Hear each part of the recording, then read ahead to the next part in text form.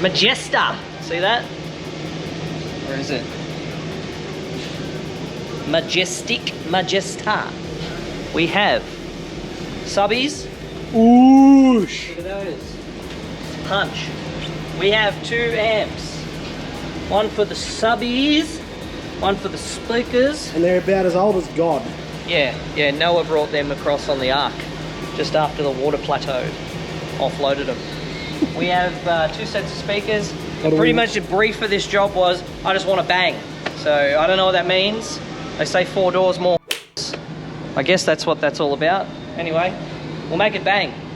Make it go bang. What speakers are we working with? We got Punch, Rockford Fosgate. They look like they're probably rears to me. And then we have fronts as well. I'm guessing they're splits because they've got an S on them. So we'll work out where we're going to get some speaker wires and some power cables and some stuff, and we'll go bang! Let's do it! 4.3 litre. 3 UZ. What does that mean? What did Brett say? What did Brett say? It means smaller rods. Yeah, smaller rods than our Lexus had with its 1 UZ first edition.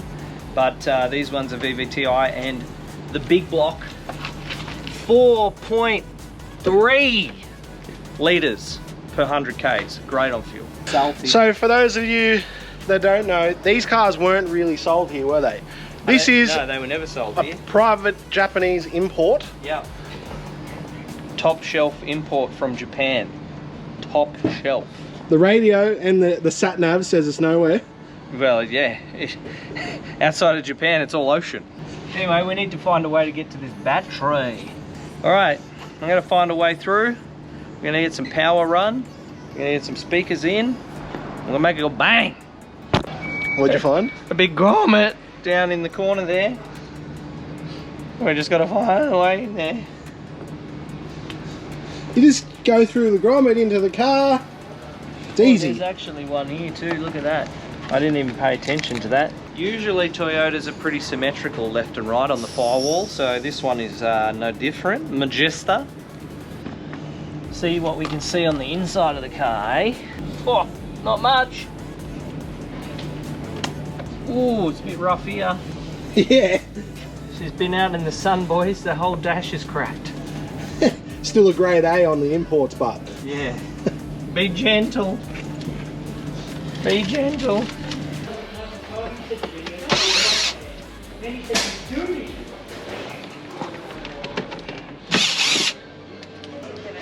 Find the hole?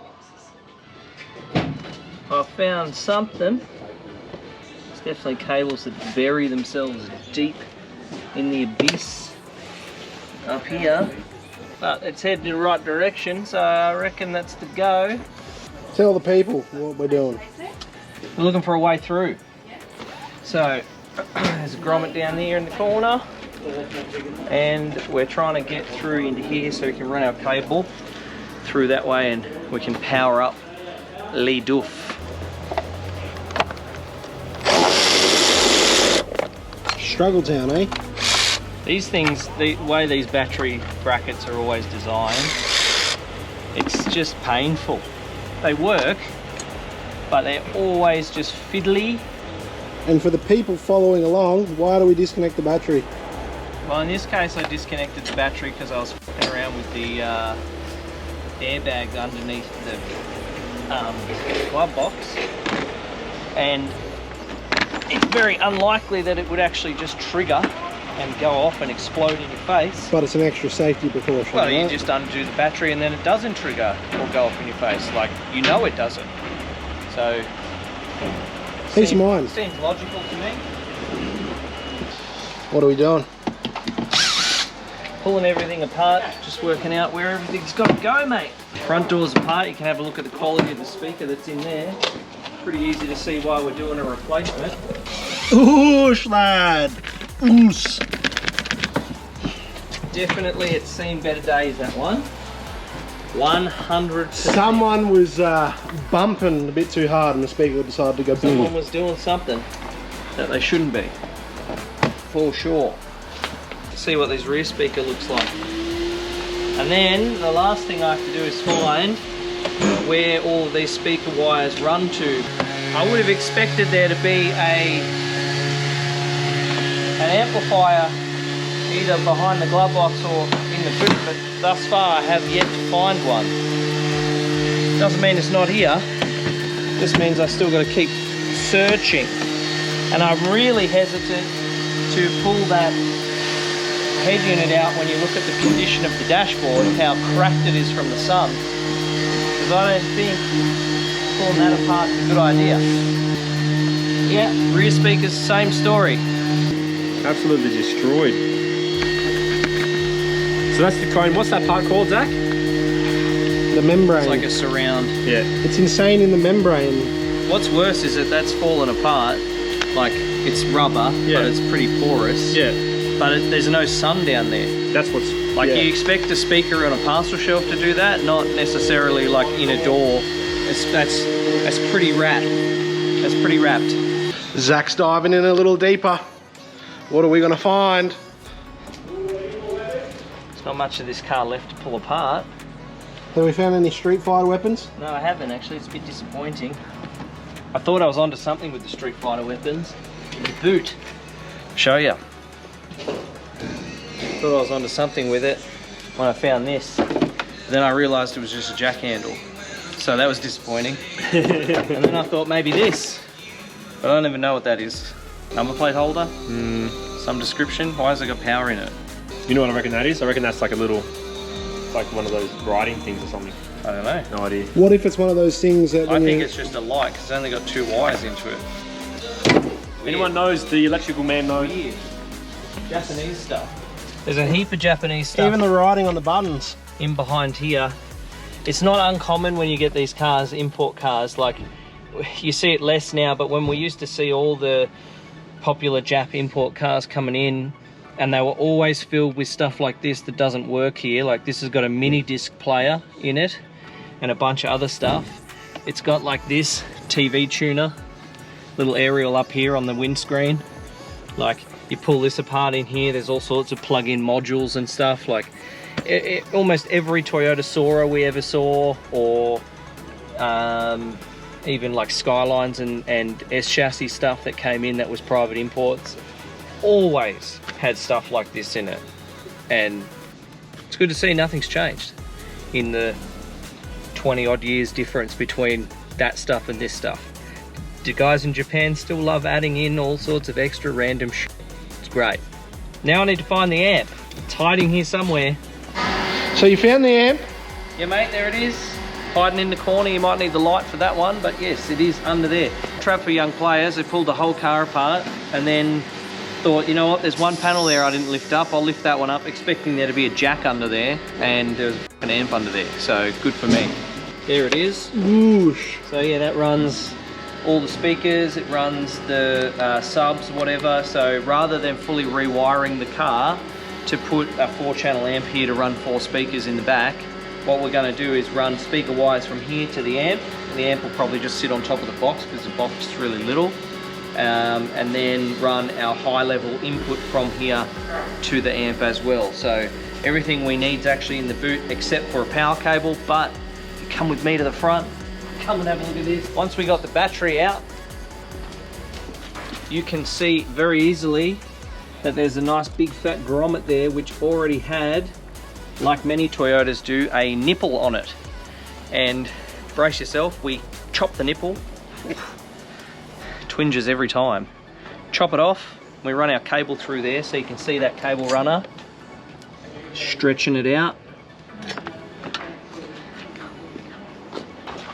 Down on this side, there's the other end of it. Whoosh. So I probably didn't need to pull the glove box out, but here we are.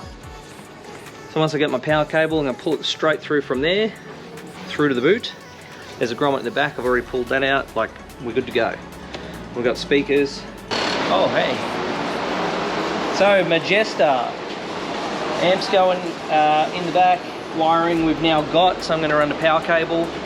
And yeah, it turns out high-low converter, hard thing to come by these days. Who would have thunk it? No kids are doing amps in their cars anymore, obviously. That's where we're at. Got the speakers out, stripped the other 2 doors. Whoosh, look at them. Bit of air pro cabling. Bit of power cable. Inline fuse. Yeah, big inline fuse that goes under the bonnet, and then that's it, mate. So Harrogensen is going to go get the high-low converter so we can put it all together. And in the meantime, I'll get this power cable run. Start getting ready to wire it up. Wire it up. All right, so we're just trying to work out now which speaker's which here. We've got our ghetto spec speaker popper. Go. Yeah. So then this one here should be the left front tweeter because the door speaker's out. This should be the rear. Yeah, that's the rear right. Rear right or left? Right. Wait. Left of the... Wait, what is it? Right of the car. Driver's side. Driver's side, yes. Right of the car. Left driver's side. And then I think I've got the speaker out on the left side. You do. So that'll be that one. So I've got 4 speakers there, mate. Done. 4 speakers. So yeah, if you haven't done much car audio before, this is a ghetto way of trying to work out what speaker does what, or what wiring does what. Toyotas have pretty consistent wiring colours. Right front, right rear, left rear. Those 4 on that end. And that's coming out of the amplifier. So yeah, all I've got here, this is a 7.2 volt drill battery out of a little handheld drill. Basically it's a DC power battery. So you could do this with a AA battery. What I used when we first started, I used to get AA batteries, and you'd solder a wire to each end of the AA, and then you just have it with 2 wires coming out of it. Imagine those are wires and not pieces of solder. Coming out of it, so you could just touch them on the positive and negative of your speaker. I'll show you on this broken one what it actually does. Pretty much the idea, oof, this one here, look, she's munted. So when we got power and earth on our DC battery, and we touched the 2 wires of the coil, oh yeah, so it pops, you can see it bounces, right? Power bouncing, it's called popping the speaker. What's important to know as well is if you look at the cone movement, this one's popping out, right? Pops out, which if you pay attention to what you've got, your polarity of your battery, positive or negative, it means that the wire on the top of this plug is the positive and the other one's the negative. So if you wire all 4 of your new speakers up to positive on the correct side, then you'll always have all the speakers moving together, as opposed to one pops out, the other one pops in. It's called reverse polarity. And if the polarity is wrong, what happens is the 2 speakers fight each other, and so when you've got one bass note coming out of your left-hand speaker, it's overcompensated by the right and you get no bass. It's most noticeable when you have your subs around the wrong way. So you might have one sub wide one way and the other sub backwards. The subs will move like they're working, and you can't sort of tell that they're opposing each other, but you've got like no sub bass. It's exactly how noise cancellation works in your noise cancelling headphones. It's exactly the same way. In noise cancelling headphones, it's designed to be like that on purpose because it's opposing the sound wave. Yeah, so your sound wave goes up and down like this, and then the opposing does the opposite, right? That's right. It compensates, so it's the opposite way to cancel it out. So it's not what you want in speakers, because you don't want one thing cancelling the other thing out. In car audio especially, it's also known as standing wave, where you get your sound waves coming out of your speaker on your left-hand side door, let's say, and the waves travel through and they'll hit a reflective surface and they'll actually bounce back and cancel out a certain level of frequency in your speaker. So when you get real technical about building a sound quality car, reducing that phenomenon of standing wave by not having, like, let's say you've got a speaker that faces a piece of glass. If the sound waves bounce up and bounce straight back, it's cancelling out a bunch of the actual curve of sound, so you'll lose part of your music. Something just to keep in mind when you're designing your system. But even in a door trim, have a look at this. Inside of a door, you imagine you've got a speaker here, You got sound wave traveling backwards into the door cavity. Anything that hits the metal surface and reflects back creates that same phenomenon of standing wave. So that's why insulating a door with soundproofing, and especially having a dense foam type mat, or even better, like one of those things you see where they've got like the dimples, just sporadically pushes the sound wave out so it doesn't bounce back and cancel out some of your frequency.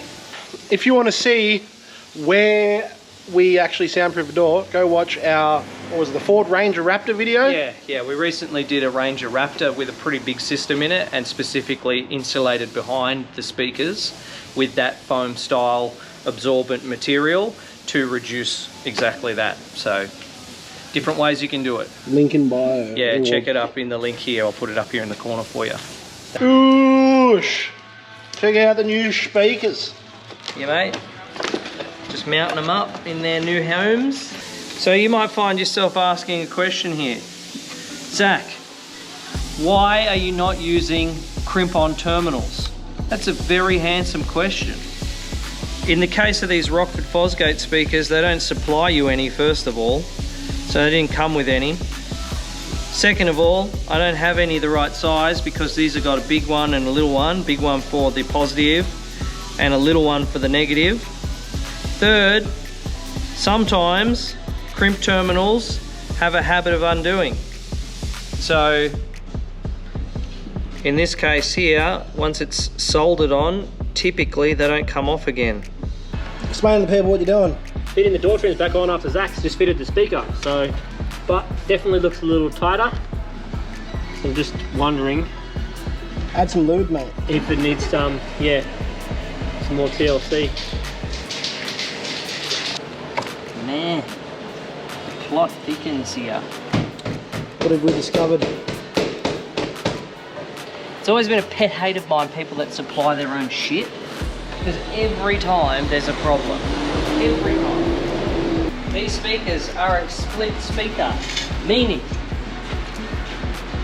the driver and the tweeter are split, separate, right?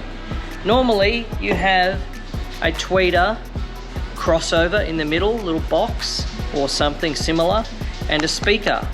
These speakers don't have a separate crossover because they're simple to install. This tweeter is supposed to plug into the speaker, right? It's all built into here and you just got this mounted somewhere else. Come with me. This car does not have the tweeter in the door. It has the tweeter on the dash, which means to get this to work in this system, you have to run a new wire in through this grommet, which is all built in to this little thin track here. Now, luckily it is open at this end, so it's not that hard to get through, but there are some cars where that's a solid plug and they are an absolute pain in the butthole to do anything with. Had this had a separate crossover like a Type S Alpine has, for example, we wire that to up here, we wire this into here, and the whole job is done. Simple. Like, now you got to go back, re-quote the job, do this, do that. It's just frustrating when it's found out and it's 3:15 in the afternoon. All right, so like Zach was saying, this gentleman supplied his own stuff for this car. So it doesn't fit! Doesn't fit. So obviously they fit in the original rings, they're in the car, but as you can see here, trying to put the door trim back on, they don't quite sneak into the factory cover. So we're now gonna trim this and trim this so the door trim sits on properly. You're gonna trim it! So it fits. So You're not squinting hard enough. is that how it goes? Yeah. So now you're just cutting out the front door cards? Front door cards, front speaker rings, because it works so effectively on the rear doors, so we managed to gain enough room. They were close enough anyway, there was only a couple of mil in it, so, you know, just a bit more of precision cutting and it'll just, won't rattle and it'll just be better, fit better. But again, yes, talk to us, let us buy your things, get us to do the job. Zach's loving it. Oh, aren't I? Got my wires run. Loving it now. Hey? Just getting the old wire hooked up here on the back side, so it's all G to G, and then this door trim can go on. Big fella can come cut this out as well. Will be sweet. Just gotta wire the amps up after this and it's all done.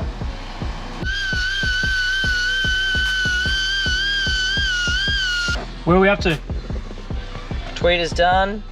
Look at Just that. wiring in the extension here to go down to our new wire that runs into the door. And now I'm gonna go do the other side and finish off the tweeter there. See what's actually, so that's the wire there. It's come out of the door trim. That's our new tweeter. He's gonna go up there in the factory spot. And I'm going to put the glove box back in. Door trims are all fixed up now. We all made them fit. Had to take all the plastic off around everything, but we made it work. Explain to the people what we're trying to do.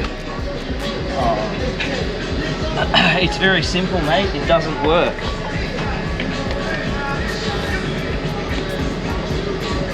Don't ask me why, because I can't tell you why. It was working, I changed nothing, now it doesn't work.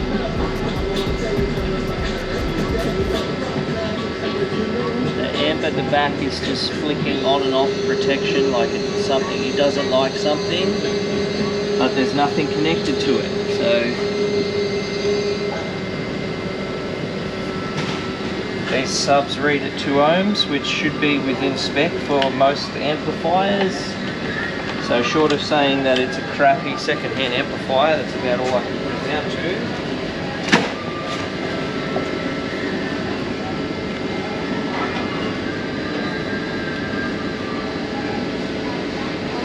There's a series of things that you want to check with any of this sort of stuff. We've got good power and ground connections.